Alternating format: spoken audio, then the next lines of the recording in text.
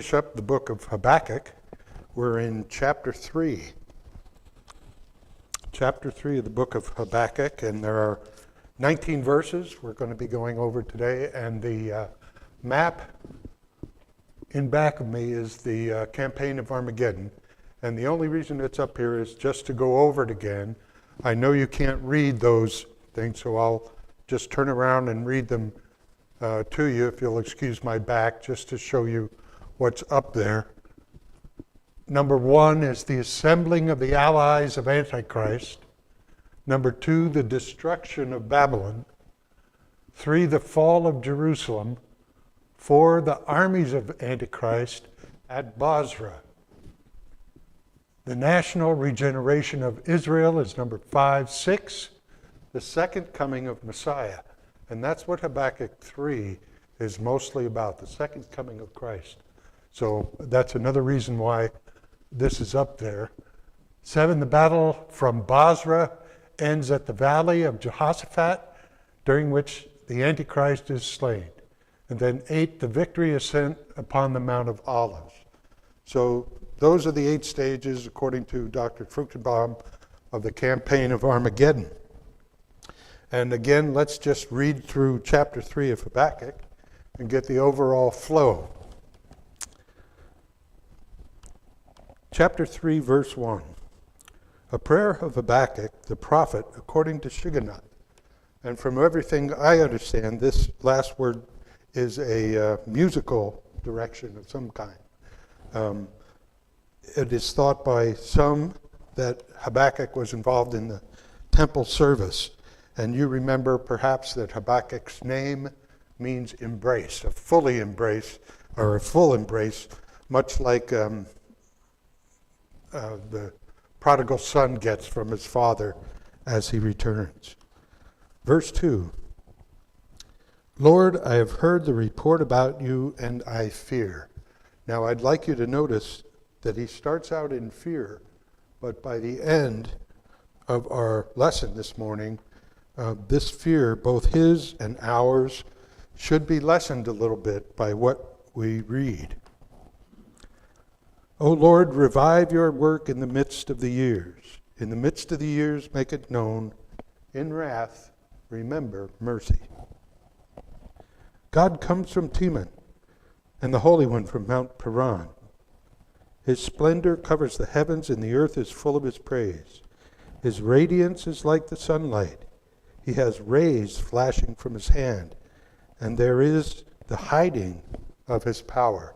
So right away you can tell the second coming is in view here. Before him goes pestilence, and plague comes after him. He stood and surveyed the earth. He looked and startled the nations. Yes, the perpetual mountains were shattered. The ancient hills collapsed. His ways are everlasting. I saw the tents of Cushan under distress. The tents of the land of Midian were trembling. Did the Lord rage against the rivers, or was your anger against the rivers? Or was your wrath against the sea that you rode on your horses, on your chariots of salvation? Your bow was made bare, the rods of chastisement were sworn. You cleaved the earth with rivers. The mountains saw you and quaked. The downpour of water swept by, and the deep uttered its voice. It lifted high its hands. Sun and moon stood in their places. They went away at the light of your arrows, at the radiance of your gleaming spear. In indignation you marched through the earth. In anger you trampled the nations. You went forth for the salvation of your people, for the salvation of your anointed. You struck the head of the house of evil to lay him open from thigh to neck. You pierced with his own spears the head of his throngs. They stormed in to scatter us. Their exultation was like those who devour the oppressed in secret. You trampled on the sea with your horses, on the surge of many waters. I heard, and my inward parts trembled. At the sound my lips quivered. Decay enters my bones, and in my place I tremble. Because I must wait quietly for the day of distress. For the people to arise who will invade us. Though the fig tree should not blossom and there be no fruit on the vines, though the yield of the olive should fail and the fields produce no food, though the flock should be cut off from the fold and there be no cattle in the stalls, yet I will exult in the Lord. I will rejoice in the God of my salvation. The Lord is my strength, and he's made my feet like the hind's feet, and makes me walk on high places. So chapter 3 is completely different in tone and outlook from chapter 1 and 2. And let's just turn back to chapter 1 for a minute and refresh our memory on what Habakkuk was so upset about. And if you remember, this word violence occurs 6 times in chapters 1 and 2, and it is the verb, or the word Hamas, that means violence, and violence is what he is so upset about. What happens to his nation, his people. He's very upset about the evil of the world. And as I mentioned, this was my problem all through my life. I could not explain this. And yet, contrast that. At the end of chapter 1, what does he say? He knows something about God, that God will listen to him. And so he is shouting out, why? Why is there so much evil in the world? How do I explain this? And he does not have an answer in chapter 1. But he says he will go, look at chapter 2, verse 1, I will stand on my guard post and station myself on the rampart. And we said this is probably not a rampart of a wall of defense, but that tower that's in the middle of a field. So he's waiting for an answer from God, and God answers him in chapter 2. When we get to chapter 3 that we just read, his attitude is totally reversed. And gone is the great question of the nature of evil, because he has seen this second coming of the Lord in a vision. He is aware of what's going to happen in the future. And when we understand what's going to happen in the future, it colors not only the past but our present and all the evil that we must put up with. And we talked about the tragedies that await us, and just plain old death. And if not for that, things can really go bad. But nevertheless, we are made stronger through chapter 3 of Habakkuk here, because he is made stronger. He totally changes from this attitude of, God, why are you doing this, to one of, oh, I get it. You're God. I'm not. Right? You have things under control. You know what's going on. Christ is going to come a second time. He's going to deal with all this evil, as we see in chapter 3. So with this context in mind of what we're going from this tremendous fear and anger over the evil of the world to this tremendous answer he gets in chapter 3 from the God of the universe, the one he is praying to, the one he is depending on. And we have highlighted this tremendous verse from chapter 2, verse 4. Let's look at it again, because this is, if you walk out with nothing else, this verse will give you something to hold on to. Verse 4 of chapter 2. Behold, as for the proud one, his soul is not right within him. All those who are proud are not in right relationship with God. But notice the end of the verse. But the righteous will live by his faith. That's the way we are to live, by this faith. It's the faith that Habakkuk begins to understand in chapter 3 by going through all that's going to happen at the end of times and knowing what the future holds and who holds the future. Habakkuk's faith is built up tremendously, and hopefully the same thing happens to us before we go out from this building this morning. We have a chance to think again about the faith that gives us strength in God and knowing what is in the Bible, and that is something that the proud ones do not know. They simply are left to wonder about this. Before I came to speak, you can see the moon is still out today if you look up in the sky. And the end here of the second coming is going to say that even the moon, the sun, the moon, the stars, all this will be affected by this second coming of Christ, because it is such, it's the end of all things. So let's pick it up in verse 1 and 2 again, and I'll just try and highlight some of the things. A prayer of Habakkuk the prophet, according to Shigionoth. Lord, I have heard the report about you, and I fear. Notice his feeling at the end. O Lord, revive your work in the midst of years. And several commentators point out, we're now talking about the tribulation, the 7 years of tribulation. And he says, we know that the 7 years is split in half, 3.5 years, and then there's a pause, and then another 3.5 years. The two, I'm searching for the word, the bowls, and the bowl comes in chapter 16, and the two other verses, the seals and the trumpets, are in the first half of the tribulation. So this midst, according to some, is the middle of that 7-year period where there's a pause. So he says, in the midst of the years, make it known, in wrath remember mercy. Now, God comes from Teman. Now, that's the reason this map is up here. And you see, perhaps, you can see, Basra at the very left-hand side. Right, that's the return of Christ. That thing indicates the actual return of Christ to Basra. And we know that the Jews are camped there, those who have escaped from Jerusalem. They've gone there and they're in its sheepfold. And it even refers to that. His splendor covers the heavens, and the earth is full of his praise. His radiance is like the sunlight. I'm in verse 4. He has rays flashing from his hand.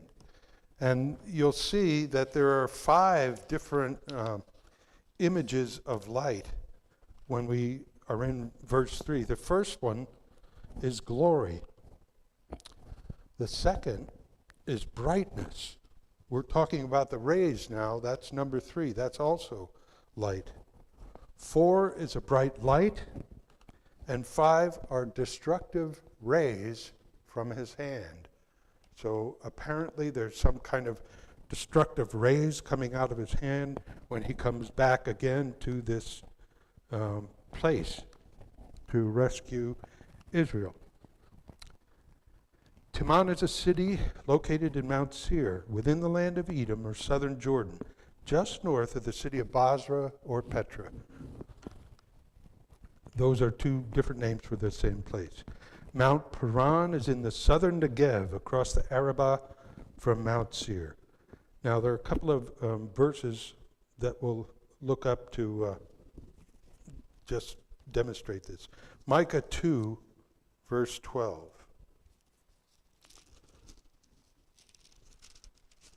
So Micah is also one of the 12 minor prophets. Minor because they're short, not because they're unimportant.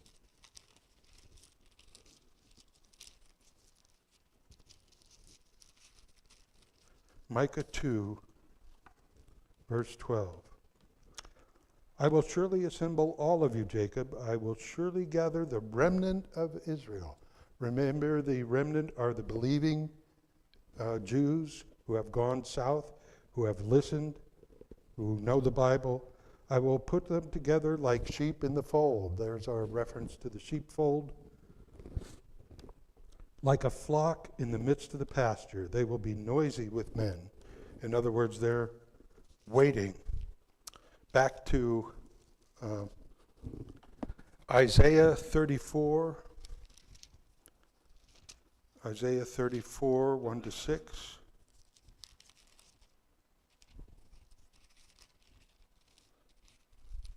You don't need to turn if you'd rather just wait. 34, 1-6. Draw near, O nations, to hear, and listen, O peoples. Let the earth and all it contains hear, and the world and all that springs from it. For the Lord's indignation is against all the nations. Now this is hopeful. Indignation is a reference now to this coming of the second coming, the tribulation that's going to occur. And his wrath is against all their armies. He has utterly destroyed them. He has given them over to slaughter. So their slain will be thrown out, and their corpses will give off their stench. And the mountains will be drenched with their blood. Notice it affects the entire earth and the heavens. The mountains will be drenched with their blood. All the host of heaven will wear away, and the sky will be rolled up like a scroll. All their hosts will also wither away, as a leaf withers from the vine, as one withers from the fig tree. For my sword is satiated in heaven. Behold, it shall descend for judgment upon Edom, and upon the people whom I have devoted to destruction. The sword of the Lord is filled with blood, it's sated with fat, and the blood of lambs and goats, with the fat of kidneys and rams. For the Lord has a sacrifice in Basra, and a great slaughter in the land of Edom. And then finally, let's go to 63, Isaiah 63, verses 1-7, to see this again. Isaiah 63, 1-7, God's vengeance on the nations. Who is this? Who comes from Edom? With garments glowing with colors from Basra. This one who is majestic in his apparel, marching in the greatness of his strength. It is I who speak in righteousness, mighty to save. Why is your apparel red, your garment like one who treads in the winepress? I have trodden the wine trough alone, and from the peoples there was no man with me. I trod them in my anger and trampled them in my wrath, and their life blood is sprinkled on my garments, and I stained all my raiment. For the day of vengeance was in my heart, and my year of redemption has come. I looked, there was no one to help, and I was astonished that there was no one to uphold. So my own arm brought salvation to me, and my wrath upheld me. I trod down the peoples in my anger and made them drunk in my wrath, and I poured out their lifeblood on the earth. So this is where we see the staining of Christ's garments as he has trampled on the nations that have come against Israel, and he is going to lead them out of Basra and Petra in the final battle, and eventually ascend on the Mount of Olives. So now back to Habakkuk, if you would.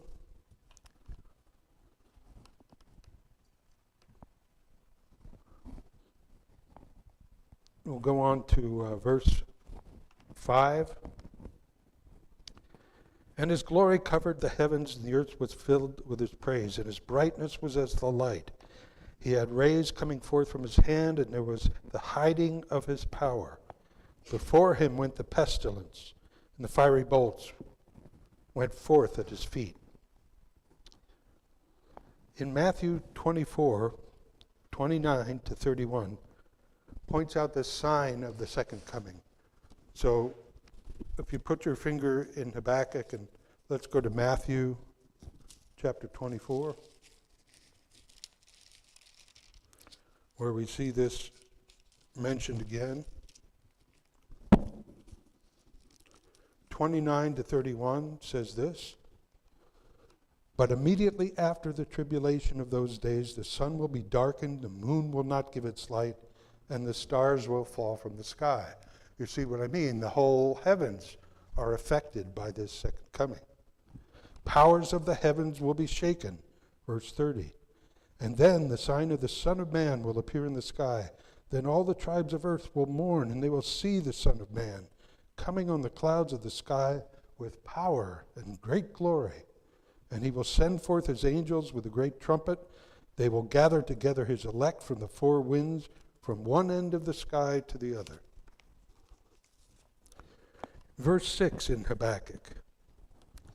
He stood and surveyed the earth and startled the nations. Yes, the perpetual mountains were shattered. And this is not the first time, right? Think back to the Exodus when the Jews come to the mountain, right? It is shaking. It is affected by this presence of God. He says, the ancient hills collapsed. His ways are everlasting. I saw the tents of Cushan under distress. The tents and curtains of the land of Midian were trembling. In other words, the whole earth, the sky and the heavens are affected. And then he goes on to verse 8. Did the Lord rage against the rivers, or was your anger against the rivers? Or was your wrath against the sea, that you rode on horses on the chariots of salvation? Your bow was made bare, the rods of chastisement were sworn. You cleaved the earth with rivers. The mountains saw you and quaked. The downpour of water swept by. The deep uttered forth its voice. It lifted its hands. Sun and moon stood in their places. They went away at the light of your arrows and the radiance of your gleaming spear. So the effects upon the nation are tremendous. There is the oath of God in Habakkuk 8-11. Was Jehovah displeased with the rivers? Was your anger against the rivers, or your wrath against the sea, that you did ride on your horses? So salvation comes on these horses. I remember listening to one pastor saying he's already picked out his horse. Right? He's going to be on that horse when God comes back, and he's coming with him. In verse 12-15, we go on to the campaign of Armageddon. In indignation, there's the indignation again. This second coming will be at the proper time. You marched through the earth. In anger you trampled the nations. You went forth for the salvation of your people. Remember, the saved of Israel are going to be waiting there for their Messiah. And after ages and ages, he comes. And that's what certainly we can have faith in, the same faith that Habakkuk is getting by listening to what God is telling him. In indignation you marched through the earth. In anger you trampled the nations. You went forth for the salvation of your people, for the salvation of your anointed. You struck the head of the house of evil to lay him open from thigh to neck. And many commentators identify this as the Antichrist, who is the first one to be killed by the Messiah. You pierced with his own spears the head of his throngs. They stormed in to scatter us. Their exultation was like those who devour the oppressed in secret. And here again in 15, you trampled on the sea with your horses, on the surge of many waters. Now here, Habakkuk makes 4 points. One is the Isaiah 63 passage that we've already read. And the second is for the salvation of your anointed. So the first is the indignation. The second is the salvation of the anointed. The third is the death or the killing of the Antichrist, the fall of Antichrist. And we'll see this. Take a look at 2 Thessalonians 2, verses 8 and 9. So in the New Testament, 2 Thessalonians,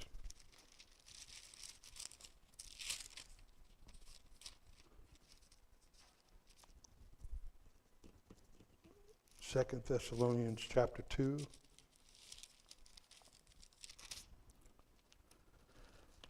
Verse 8 and verse 9, which says, Let's back up to 7 and get a little more of the context. For the mystery of lawlessness is already at work. Now, this mystery of lawlessness could summarize the whole first chapter of Habakkuk. That's what he's so upset about. Look at verse 8. Then the lawless one will be revealed, whom the Lord will slay with the breath of his mouth and bring to an end by the appearance of his coming. Notice the his is capitalized. Who is this? It's Jesus, the Christ, who is coming again. Verse 9. That is the one who is coming in accord with the activity of Satan, with all power and signs and false wonders. And he is going to take care of not only the Antichrist, but Satan himself. So this is part of the faith that we can take hold of if we understand that this evil is going to be dealt with. May not be in our lifetime, it may, but eventually things are going to be straightened out, and the second coming will provide these tremendous blessings, not only for Israel, but for the rest of the world. The fourth point Habakkuk makes about the campaign of Armageddon is it will lead to the fall of the Gentile nations in verses 14 and 15. So you pierced with his own spears the head of his throngs. They stormed in to scatter us. Their exultation was like those who devour the oppressed in secret. You trampled on the sea with your horses on the surge of many waters. After the death of the Antichrist, the nations that he led against the faithful remnant are destroyed. Their purpose was to scatter Israel, but they will not succeed in that. They're going to be scattered and trampled. And if you want to see the effects of this, let's turn to Revelation 14. So all the way to Revelation chapter 14. And once again, we will see their end. This is the answer that Habakkuk is standing and waiting for. Remember, he said, I'm going to confront you, God, about this evil you allow in the world, but I'm going to stand here and wait for your answer. Now he's getting his answer. Chapter 14 of Revelation. Then I looked, and behold, the Lamb was standing on Mount Zion, and with him 144,000, having his name and the name of his Father written on their foreheads. And now let's skip all the way to verse 9 of chapter 14. Then another angel, the third one, followed them, saying with a loud voice, if anyone worships the beast in his image and receives a mark on his forehead or on his hand, he will also drink of the wine of the wrath of God, which is mixed in full strength in the cup of his anger. And he'll be tormented with fire and brimstone in the presence of the holy angels and in the presence of the Lamb. And the smoke of their torment goes up forever and ever. They have no rest day and night, those who worship the beast and his image, and whoever receives the mark of his name. Here is the perseverance of the saints, who keep the commandments of God and what? Their faith in Jesus. Right? This is the answer that comes to Habakkuk. And I heard a voice from heaven saying, write, blessed are the dead who die in the Lord from now on. Yes, says the Spirit, so they may rest from their labors and for their deeds follow with them. So back to Habakkuk, verses 16 and 17. The faithful remnant. After seeing this, Habakkuk deals with the fear and the faith of the faithful remnant. I heard and my body trembled, my lips quivered at the voice. Rottenness entered my bones. That simply means he's almost unable to stand. And I imagine we'll all be this way in the presence of the second coming if we're there. Because I must do what? And this is our marching orders. I must wait quietly for the day of trouble. We know the day of trouble is coming. And so Habakkuk is not only filled with fear, but what is it that assuages his fear? And it comes to be that answer from chapter 2, verse 4, the way we should live our lives, and that is by faith. Because we know these things, we're blessed to have been taught these things, we can have this faith in the end of all things, and evil is going to be judged, right? We don't have that problem anymore, and neither does Habakkuk, worrying about why is the world so screwed up? Because we know it's screwed up now. That's the way it has to be because of sin. But it's not the way it will always be. There is coming a deliverer. The message concerning the campaign of Armageddon will cause tremendous fear. Still speaking on behalf of the faithful remnant, Habakkuk states that the reason for the fear, I must wait quietly for the day of trouble, for the people who will invade us.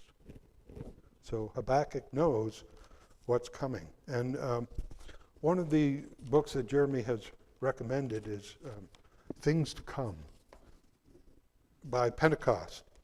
And Things to Come simply lists a number of verses that you might find helpful at this time. Let me just read a few of them. The first one is from Daniel chapter 12, verse 1. And at that time shall Michael stand up, the great prince, which standeth for the children of thy people. And there shall be a time of trouble. Right? We know now what that time of trouble is. Such as never was since there was a nation, even to the same time. As for the day of the Lord is at hand, and as for destruction from the Almighty shall it come. Joel 1:15. The day of the Lord cometh, for it is nigh at hand, a day of darkness and gloominess, a day of clouds and thick darkness. There hath not been ever the like, neither shall there be any more after it, even to the years of many generations. Joel 2:1 and 2. Notice, the gloom comes first, right? The light comes second. Here's Amos 5:18. Woe unto you that desire the day of the Lord. To what end is it for you? The day of the Lord is darkness and not light. Shall not the day of the Lord be darkness and not light? Even very dark and no brightness in it. The great day of the Lord is near. It is near and hasteth greatly. That day is a day of wrath, a day of trouble, a day of distress, a day of wasteness, desolation, a day of darkness and gloominess, a day of clouds and thick darkness. Several commentators say this thick darkness is so bad you cannot see your hand in front of your face. It's like Sodom and Gomorrah when they're blinded, right, and they can't see anything. Here's Zephaniah 1:14. Chapter 1, 14 to 15, excuse me. Neither their silver nor their gold shall be able to deliver them in that day of the Lord's wrath, but the whole land shall be devoured by the fire of his jealousy. Matthew 24, this is one we already read. Let's go to Luke 21, 25 and 26. And there shall be signs in the sun and in the moon and in the stars and upon the earth, distress of nations, with perplexity, the sea and the waves roaring, men's hearts failing them for fear, and for looking after those things which are coming on the earth. For the powers of heaven shall be shaken. Luke 21. For when they shall say, peace and safety, then sudden destruction cometh upon them, as travail upon a woman with child, and they shall not escape. 1 Thessalonians 5:3. And they describe this as the woman is writhing, turning and twisting in her pain. And this also describes this day of the Lord. I also will keep thee from the hour of temptation, which shall come upon all the world, to try them that dwell upon the earth. Revelation 3:10. So that's the idea behind that. These promises include not only the good things about the kingdom, but also the bad things about the judgment preceding it. Again, prayer in its prophetic context occurs in the middle of the tribulation.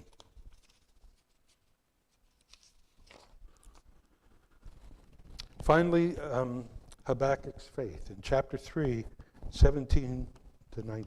This is worth reading again. Habakkuk says, though the fig tree should not blossom and there be no fruit on the vines, though the yield of the olive should fail, and the fields produce no food, though the flock should be cut off from the fold and there be no cattle in the stalls.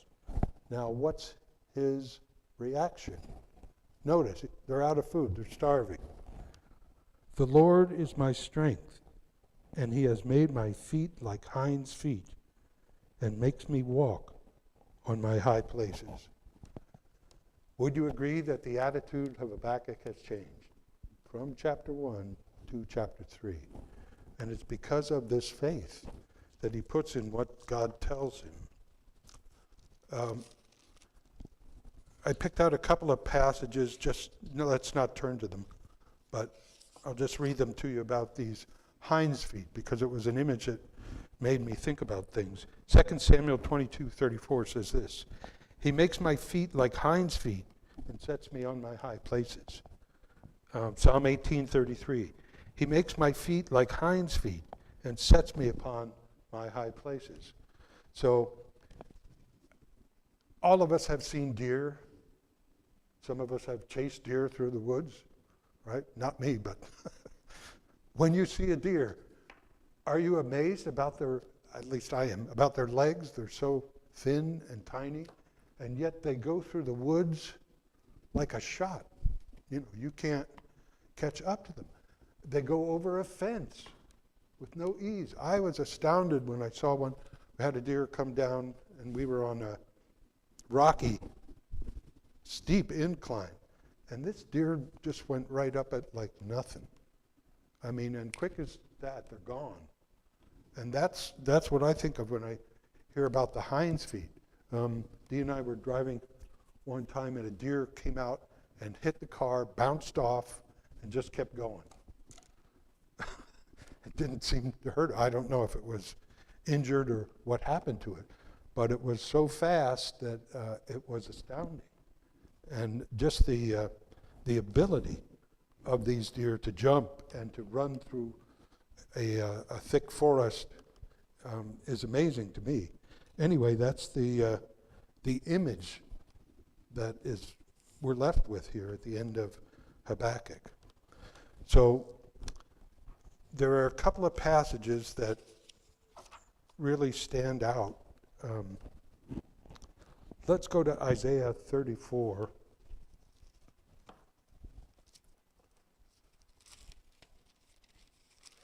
One to 6 again.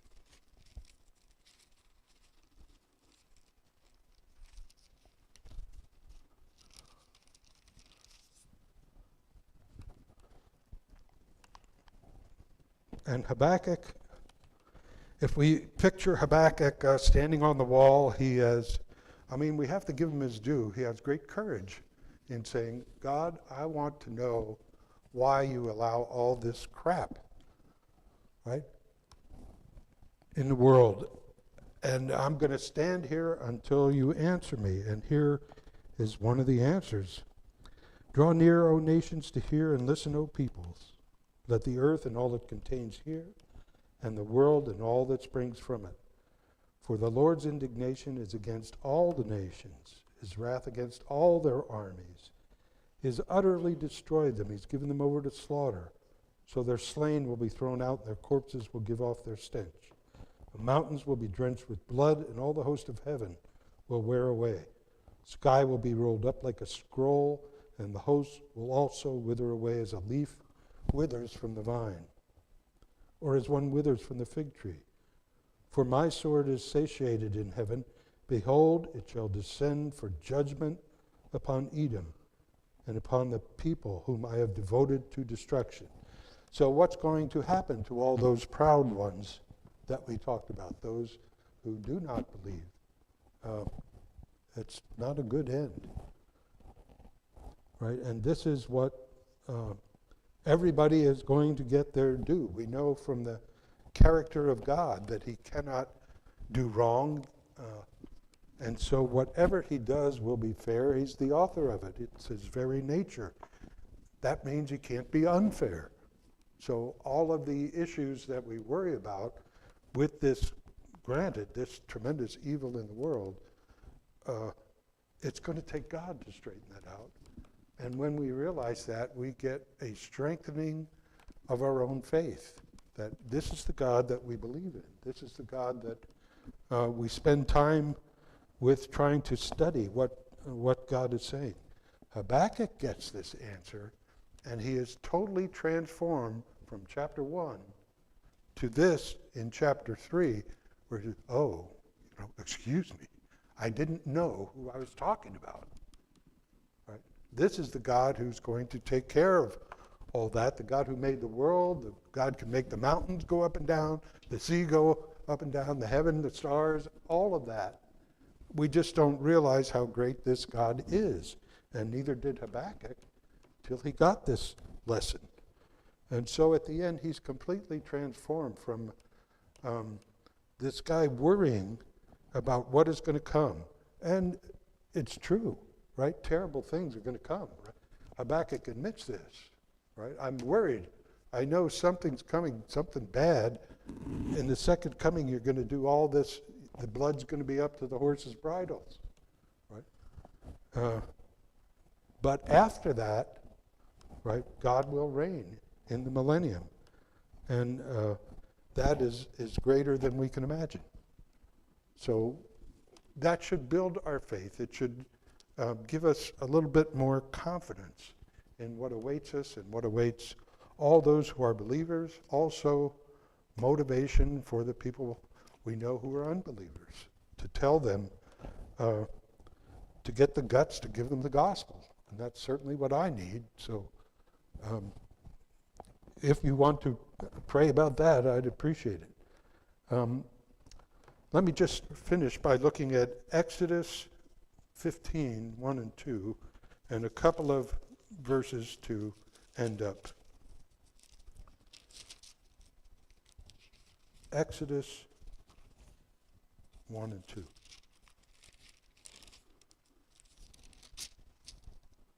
I'm sorry, Exodus 15, 1 and 2.